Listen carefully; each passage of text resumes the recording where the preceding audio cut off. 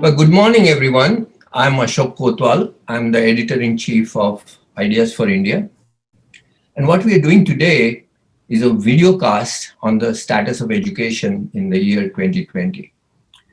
As you know, it was a very difficult year due to the virus and lockdowns. And I'll be conversing with my two guests, Rukmini Banerji, who's the CEO of Pratham Foundation, and Wilima Wadhwa, who's the director of ASA Center. ASER stands for Annual Status of Education Report, which they've been putting out almost every year over the last 15 years. Now, frankly, I don't know anyone who has contributed more to the improvement of education in India than the Pratham and ASER teams. Now, last year was a very bad year. COVID-19 created many challenges, and not just for the healthcare systems. The virus had an impact on crucial sectors like education. It created some impossible dilemmas. On one hand, closing down schools for a whole year would impose very heavy costs on a whole generation of students. On the other, keeping the schools open was hazardous to their health.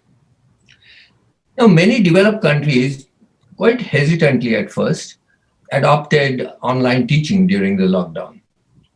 India tried it too, but it wasn't that easy given our very weak access to laptops, even smartphones. So, what did we learn from our experience of 2020? How did families, especially in rural areas, cope against all odds to keep the children learning? So to answer these questions, I think we have just the right duo who have been researching these questions for the entire year. The format will be Q&As with me playing the host. And I'll ask general questions oriented toward learning about the research and its findings and the lessons, if any, for the future. So my first question is for Wilima. So, Wilima, for the last 15 years, ASER has been carrying out surveys on learning outcomes across the country. You've gone into every nook and corner of the country. Even in normal years, given this large and diverse country with so many different languages, it must be a Herculean task to carry out these surveys. 2020 must have been especially difficult with restrictive mobility due to lockdowns. So many of us are therefore very curious about the motivation, methodology, and other aspects of your research in 2020. So Wilima, how did you do it? First of all, Ashok, thank you so much for inviting us here today. It's always a pleasure to talk to you. So, as you know, we've been doing ASER since 2005, and we did it every year for the first 10 years, 2005 to 14. And we took a break in 15, and we started a new series, if you will, in 2016, where we do the big ASER, which goes to every district, all 600 districts in the country every other year. So 16, 18, 20, and so on. And in the off years, we've been focusing on specific age groups. So 2020 was our year of doing the big ASER, where we go and test, close to 550,000 children across all rural districts of the country, except that the country as well as the world shut down in March. Quite early on, that we were not going to be able to go to the field this year. Because remember, ASER is done by volunteers. Close to about 500 organizations and about 25,000 volunteers, participate in ASER. And so that was clearly not going to be possible this year. But it was also very clear that we needed to do something. And, I'd say that, for a few reasons. One, I mean, this was a completely unprecedented event. It wasn't just pan India, it was global. So while you have some research done on school closures during, natural disasters and all, we'd never seen anything of this magnitude. And so clearly it was going to affect education, and it was important to do an asset this year. Second, it was also clear that the impact of the pandemic would be different. I mean, things were very fluid when we first started talking about this, and they were evolving as they still are. Schools still haven't opened. And so it was also clear that it would have a different impact at different times. And finally, as we had also seen across in other sectors, that it was likely to, the burden of the pandemic was likely to be borne by already vulnerable portions of the society, and so it would also have an impact on equity. So it was really important. So that's, the motivation. It was clear that we had to do something. But having said that, and not being able to go into the field, it was what were we going to do? And here we got a little lucky, because clearly the phone survey was one way of doing it, probably the only way of doing it.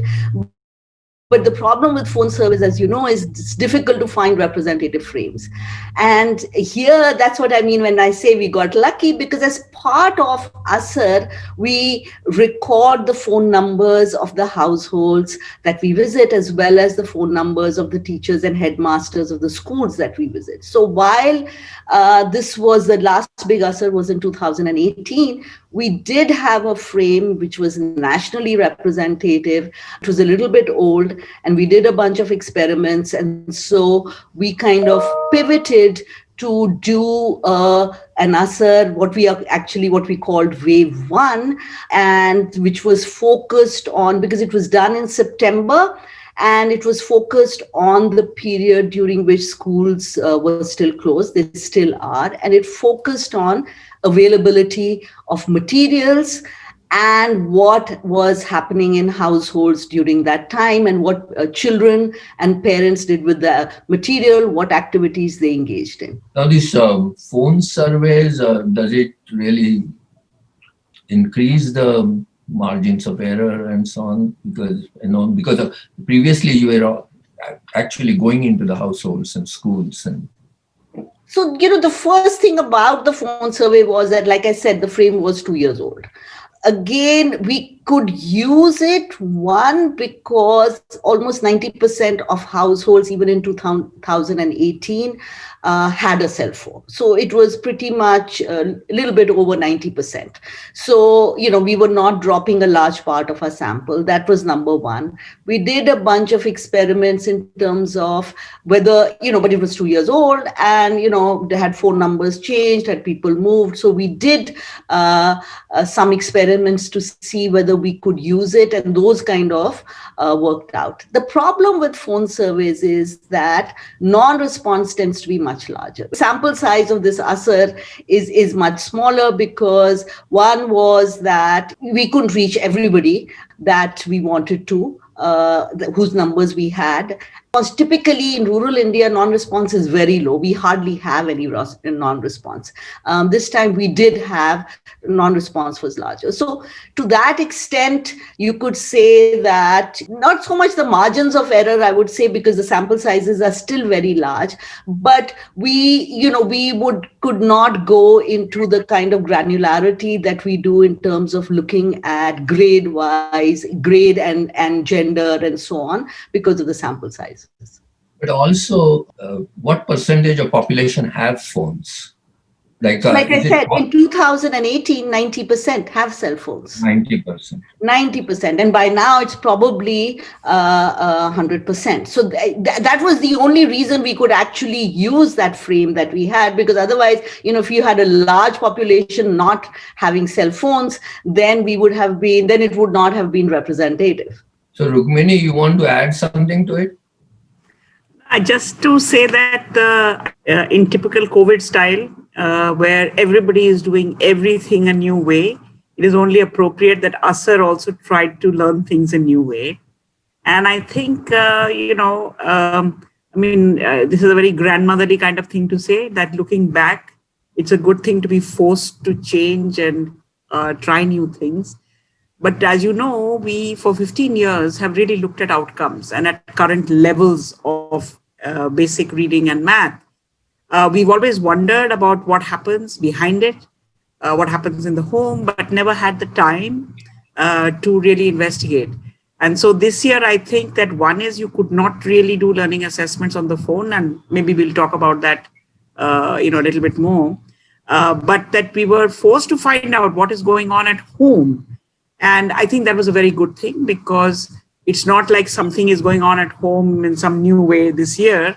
It probably always goes on, but we just, haven't been looking at it. In Asar, as with many other things, some of the things that we've learned in this time are not going to evaporate, and they're going to influence what we do in the future. Just on the phone question, Wilima already explained that it's only 10% that don't have phones. Of course, there's a big variation in who has smartphones. So between the smartphones and the old phones, 90% have them. But across sort of in our 2020 sample, I think about 60% altogether have smartphones. And that also varies a lot by state. So what were the key takeaways or, your main research findings from ASER 2020? How did these families cope with this unexpected calamity? And there's a lot to say, obviously, because, this whole survey tried to look at different parts of this. The interesting thing, I think, and this is something that we realize the longer ASER runs, obviously growing ability to look back and being able to look back and look at whether today is very different from yesterday and so on. Now, on many things, of course, in the 2020 ASER, in terms of, as I said, about what households are doing, we can't look back because we hadn't collected that information before. But we certainly can see, what was different between ASER 18 and 20, what was different about the households. And there, I think one very interesting thing is that while other household characteristics that we do observe, like do you have a motorized vehicle, two-wheeler or four-wheeler, do you have other household big items, not much of a change in that in the 2 years. Hard to say about when change happens, but a big change in smartphones. So I think almost households, the number of households who had smartphones almost doubled in many cases. Yeah. Now, again, we don't know if this doubling happened over 2018, 19, 20, or whether it happened in the last 5 months. It's a little bit hard to know that. So household characteristics, I think otherwise households pretty similar.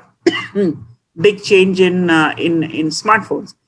The other big thing I would say that this ASER has been able to highlight is that the entire world is only talking about online learning and about apps and about digital content. And I think in Pratham at least, the experiences we have on the ground has been very much to, show that old-fashioned ways have also come back, But in the survey itself, I think two very untalked about trends. One is the fact that since we did the survey in September, obviously governments had time to, consolidate and think about what they were going to do. And one very important thing that all state governments in India did was to distribute textbooks. And this was done in many different ways in different states. But by September, you see that a vast majority of children have textbooks of their current grade. But interestingly, government school children are almost 10-12% more likely to have textbooks than private schools, because private school children usually have to buy textbooks, and that may not have been easy. The government machinery was involved in the distribution. And this, I think, is a very important fact, because we know from our previous ASERs that children often don't have much learning material at home. They don't have much print material at home. Often the only printed things that you have, other than whatever religious book, which, no matter how religious you are, I think people don't really read those books very much. you worship them perhaps. So at least certainly they are not useful to children's reading levels.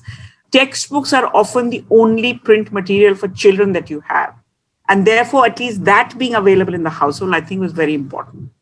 The second thing also is that the textbook is a very familiar beast. Whether you like it or hate it, everybody, even your illiterate grandmother, knows how it works. It begins in the beginning, goes to the end. It's got things called chapters and lessons. So even if the people are not very educated at home, I think knowing how to deal with a textbook is probably much easier than knowing how to deal with an app or with, how do you get online and do Zoom and so on. So I'm sure Wilima will talk more about it, but I think that this fact that one traditional thing is textbooks and print material, which the government has been able to deliver. Another traditional way for people in crisis is to talk to each other. Okay, it's not all interfaced by digital content, and I think we see quite a bit of that. Parents talking to teachers, teachers talking to parents, sometimes visiting each other. And you see a slightly greater propensity of that in government schools, where the exposure to anything digital or online was much lower. And so I think that, again, September is an important time because you could not have perhaps visited each other in the village in April or May. But by September, there appears to be some amount of trying to, I won't say compensate, to say that there are these face-to-face encounters which are also supporting the whatever is happening at home. Many more things, but maybe let me leave it to Wilima to take the story forward. It was true that compared to 2018, in fact, more kids were going to government schools as opposed to private schools, right? Or the percentage of kids going to government school increased slightly. I think it's going to be, I think you have to wait till schools really open to see how all that shift happens. What we do see is children not enrolled. There's a big fear that children will drop out of school, they'll be put to work. Many the fears are, absolutely real. But what we see in the data is a much larger percentage of the youngest children not yet enrolled. And that could be that you're waiting for schools to open before you enroll your kids in first standard. Particularly, it could be that children who would have otherwise been enrolled in private schools, you don't want to waste the money when schools are not open and you're waiting, or maybe your neighborhood private schools are not functioning or something. So you do see a kind of a backlog waiting to get enrolled in the youngest age group. But other than that, there's not, I think we are operating on status quo. Because what does enrollment mean? Enrollment means your name is on some school register. So if there has not been a move to re-enroll, then we'll wait and see who shows up and how that whole process works once schools are actually open. I do know, however, that in some states like Punjab and Himachal, who have a large pre-primary in the primary school, they usually do enrollment drives at this time. And so they have continued to make sure that backlog waiting to get enrolled, you don't lose it. So states like that have made a big effort to do campaigns to say, go get your child's name onto the school. We will be in business sooner or later. Wilima? So I'll just, like Rukmini said, I'll just pick up where she left off. You saw actually a lot of different actors kind of come together. So the first thing was that in terms of textbook, like Rukmini said, almost 80% children had access to receive the textbook for the current year, more in government schools. States also sent out a whole lot of other material. And what we found there was that the access was a little bit less. So about 35% children had accessed or said that they had received some kind of learning material other than textbooks from their school. But having said that, Ashok, we also asked kids if they did some learning activity in the last week. And 70% kids said that they had done some kind of learning activity. The other big thing which I kind of alluded to was that, when things are bad, other actors kind of step up to the task. And what we found was that actually a majority of the kids said that there was somebody at home helping them with their schoolwork. And, for younger kids, it would be typically mothers.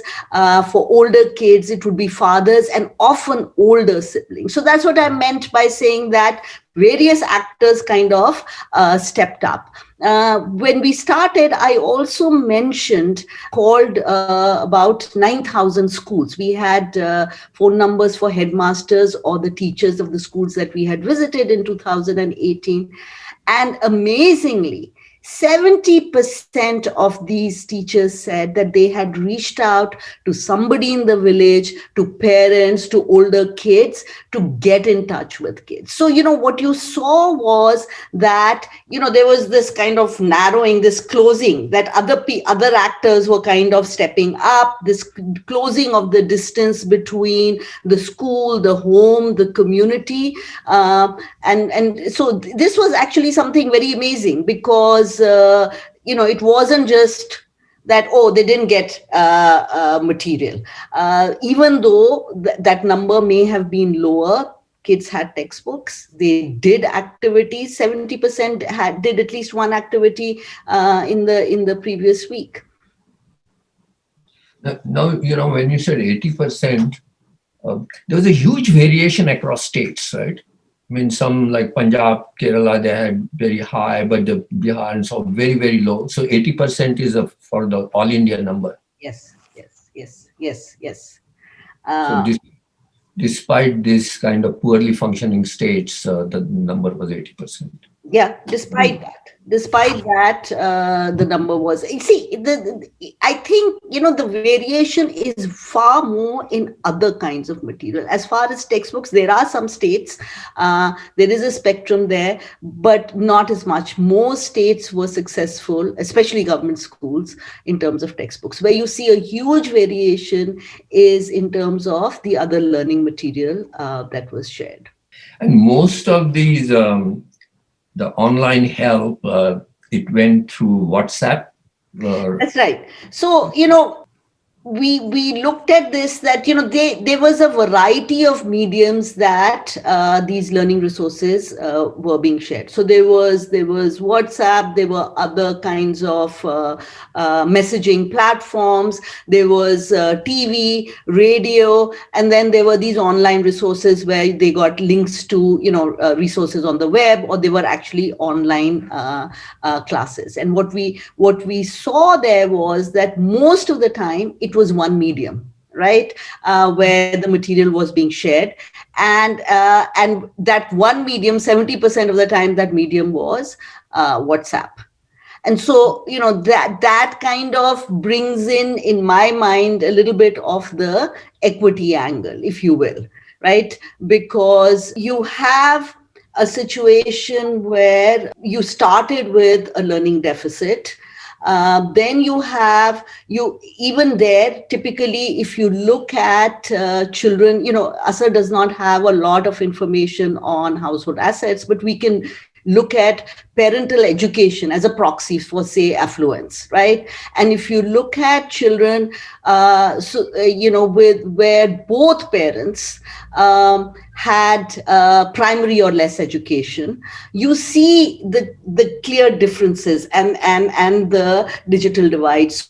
So they tend to, more kids of parents who have low education tend to be in government schools. They have less access to smartphones, and they get less help at home. So, if your main medium of sharing learning resources, and I'm not talking about textbooks, because textbooks, like we said, pretty much all kids had, and there was not much of a difference in textbooks, even by parental education.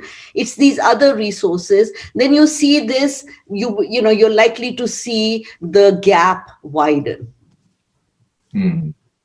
I mean, India always had these huge disparities in every way, right? Income disparities reflected in educational disparity, and this was an added factor. Yeah, because now you've added another, mechanism by which that disparity is going to rise. Because if you're going to be dependent on smartphones, then straight away, if 60% households have smartphones, then you're leaving out the rest of the kids. I think even on the smartphone issue, there may be a smartphone in the family, but how much access does the child have to that smartphone? Because a smartphone may be with a parent or with some other adult who's working all day, comes back only late at night. I've heard, this is not from the survey, but from other experiences, that 3 kids at home, and the teachers are sending them WhatsApp. By the time the parent comes home, there is so many different messages. Who are they for? What are you supposed to do? And so on. So I think these are all mechanisms that are kind of coping mechanisms. I wonder if schools had had some time to prepare for how they are going to deal with closure, whether they would have done, other things.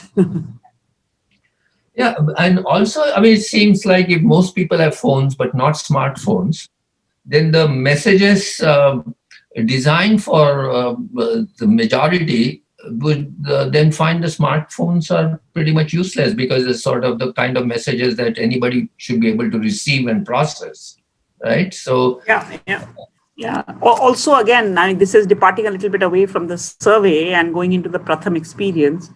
We learned some things very quickly, because we realized that by depending only on smartphones and sending whatever video clips or that kind of material, you're going to lose out on the kids who need you the most. Right. And so you have to develop a skill of how in an SMS do you send a learning activity that can actually be engaging. And, magically, 164 characters, you can do quite a bit. But you have to learn how to do it. And the learning comes not just from your own imagination, but the real learning comes from calling children's families, talking to the children and the parents, and they give you good and sometimes harsh feedback on what you're trying to send them. So this two-way communication is really important if you want to keep iterating to, whatever is the most effective given the constraint. Okay, so that brings us to our third question. So at some point in future, we all hope that this dark shadow cast by the virus will be lifted and a semblance of normalcy will return. So based on ASER 2020, what are your suggestions or recommendations for what should be done in India when schools reopen, especially the primary schools, elementary schools? You can take a shot at it, Rukmini. Okay. So I would say that, obviously this is a very hot topic. It's being discussed from everywhere, from the parliament all the way down to the panchayat about what to do. I think there is 2 or 3 big pieces. One is that I think what does school reopening mean needs to be also broken down. Because even in many states right now in the government schools, teachers are there. They are coming every day or, often, but the children are not. So there is in our minds, there is school reopening after summer holidays when miraculously there's a certain day and everybody comes back. That's not going to happen. So I think first thing is you're going to have to do quite a bit on re-establishing attendance. And that will need to be contextual everywhere. And there I think that the more that the teachers, the more that the adults trust each other, the more you're going to be able to, allow the children to come back. But that aside, I think very quickly, the argument or the hypothesis that we are putting out is that if you look, we have many years of data going back from ASER that you can look at. And so, while we are talking about these gloom and doom and learning loss and, crisis and all of that, we should take a look at what has been a typical year-on-year gain, let's say, because, kids grow. And, while learning levels are low, they're not completely flat. They have, they're shallow, but they do grow. So state by state, you can follow cohorts and you can look at, what in a usual year from 3rd to 4th or 4th to 5th you have. Assuming you're going to lose that. So how much is that? And so let's say it varies a lot for different cohorts and different grades and different years. But let's say we see a 5 to 15 or 16 percentage point improvement possible year on year in the primary and the upper primary grades. Now, what do we compare this with? So what we've been doing is that this is an ASER estimate of a trend over time. And we are comparing this with when a state has actually done a very focused intervention to build foundational reading and math. And again, if I use the UP example, some years ago, Pratham worked with the UP government using the well-known teaching at the right level approach to help to catch up. And you could see that in a period of about 3 months, maybe 70, 80 instructional days, you were able to get pretty much like a 15 to 18 percentage point improvement in UP. We've seen some higher improvements in other states. So what is the possibility that this opens up? The possibility to me that this opens up is when schools open and attendance stabilizes, do a very focused push at rebuilding foundational skills. And if you really do that, it is possible, I think, that you may what is being called build back better. Because if in 60 days you had a 15 or 18 percentage point improvement, but now you put the might of the state behind it and spend more focused time, I think in 100 days you could potentially do as much and much more than what you do in a given year.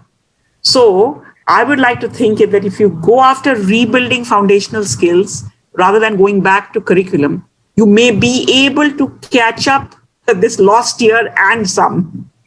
And I really would, appeal to governments, not just in India, but elsewhere, to give this idea a shot, because this means that, we potentially can come back a lot better.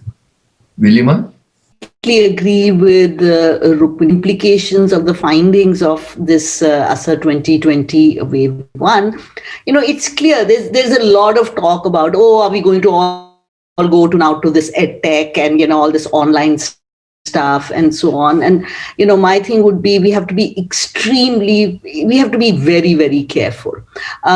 So while we cannot be business as usual, we also cannot say, we've done this experiment and now, we are just going to change the landscape of education by using all these sophisticated devices. Because remember, you already had a learning deficit.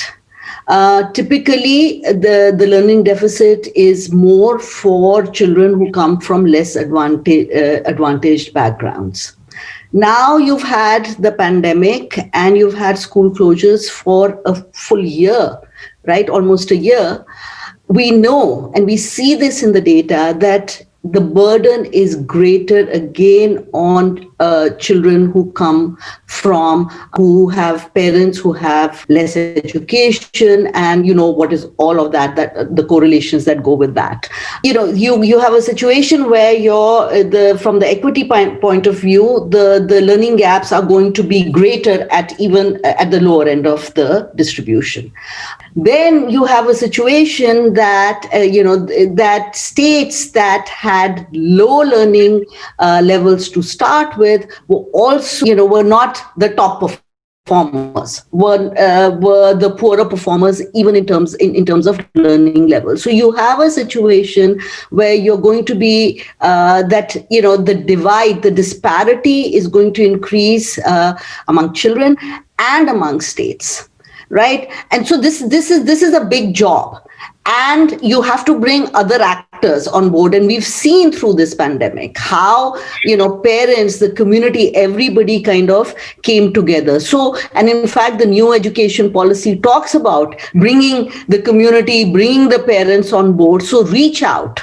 Right. I mean, if you see it, in a way, you can see it as an opportunity and blame all of this on COVID and kind of start afresh. So see it as an opportunity that you have, that when kids come back, like Rukmini was saying, that we have an opportunity to deal with these deficits, blame it on COVID and take action now. Yeah. I mean, I agree with everything you and Rukmini are saying, but just let me play devil's advocate on behalf of the new technologies, right? Like, I mean, it's true the disparities would increase and so on, and then the your fundamental idea that teach according to at the level of the student rather than just follow a curriculum, right, and build the foundational skills, etc. But wouldn't the online technology to some extent facilitate this, that no matter what grade a child is in, you can take the instruction at the level of the child's background rather than just depending on this, right? It gives you some Child has to flexibility. have access to that. The child has to have access to that. But the access will gradually increase, right? Will gradually increase, and we are not saying that we are not saying that you should not use technology. All that we are saying is use it, but see your ground reality and don't leave people behind. That's why has our this that number that Asar has had, that 50% children in grade 5 are unable to read a grade 2 level text. That number has not changed because and this is from 2005. Right? Even in 2018, 25% children in grade 8 were unable to read. And why is that happening? Because if you don't address it, right? If a child has not learned to do subtraction and has reached grade 7 or 8, nobody is teaching subtraction in grade 7 or 8. Nobody is teaching reading in grade 6, right? So the thing is that you have to deal with the deficits when they are happening, because if you leave them, then they are not going to and follow business as usual, and you have a curriculum, right? Then you're going to leave behind a huge number of children. Ashok, I'd like to add 2 points here. That one is that if you have your basic ability to read and understand and navigate, obviously you can explore a much bigger world. So if you don't have that foundational skill, then you are already disadvantaged even in this digital world. The second is, I think that a lot more needs to be thought about. How do you, a lot of the digital stuff that you see today is for individual use as opposed to for group use. So if one way in which we are going to get over this connectivity and connect divide by saying make available shared devices. Imagine that every school or every panchayat in India has 5 or 10 tabs, which are to be shared by the people in the community in different ways. You will need group sharing. Now, in the group sharing, supposing I'm coming up with some kind of a gamification of some math concept, can I create content which actually requires 5 kids to play it together? Ludo is no fun on your own. You need 4 other people to play it together. I think that if we are heading in the direction of, let's say, hybrid learning in this way, but where there is a group structure, the group structure may bring its own benefits by just being able to help each other, which in a very uneven distribution of, let's say, at least reading abilities, it would be good to have some of this. But I think content has to be developed like this as well. And the time when, even in my house, this continuous streaming, I go into buffer every now and then. And I'm sitting in a metropolis, and with, lots of advantages. So online completely teaching like you are doing at your university, I think for young children, that's going to take, I'm not even sure that that's the right thing. No, I get your point. See, the point I was stressing, doesn't it fully accept it's a necessary condition that the kids get the fundamental skills. Yeah. And also that they should be taught at the level at which they are at, right? And this is why I was actually suggesting, because as you say, it's the lack of access and the disparities. To make this technology available, you have to have some kind of collective feature so that they share the thing. And there comes a problem, and that defeats the benefit of reaching individuals at their own level.